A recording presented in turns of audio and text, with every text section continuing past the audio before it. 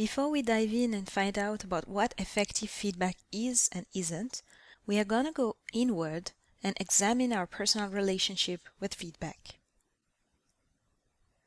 Think about your experience receiving feedback in the past. Pause the video whenever you need it so you can take a moment to deeply engage in reflecting. You might like to take a pen and paper to write down your thoughts. Select a situation where you were given feedback. Was it a good or a bad memory? What makes it so? How did you experience the feedback? Was it judgmental or constructive? Did it support your thinking or was it more like a criticism or a praise? With that feedback, were you able to envision your next steps or were you stuck in the past?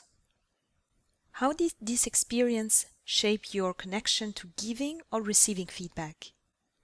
As you distance yourself from this memory, what do you notice about yourself? What might be some values that you hold on to? In other words, what is the most important for you as you receive or give feedback? Whether this was a positive or a negative experience, what one might retain from such experience is illustrated by this quote from Maya Angelou.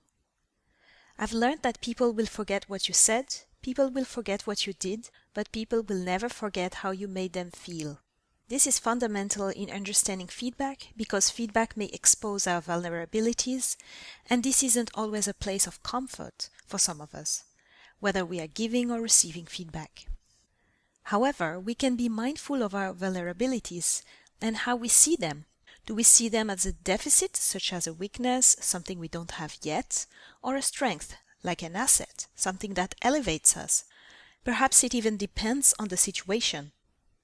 Many people suffer from the imposter syndrome and see many of their attributes from a deficit lens, from what they don't have yet. They may be stuck in a fixed mindset about who they are. However, all of us are capable to grow our emotional intelligence, and we can change our mindset about what we believe is a vulnerability. What you're doing right now, going inward, self-discovering, and recognizing your vulnerabilities is a good starting place when it comes to understanding feedback and making the best out of it. So as you continue to think about this, you might like to take a moment to write, maybe in a journal, what might be your thoughts about the following takeaway question. What are you discovering about yourself in connection to your prior experience with feedback? Thank you.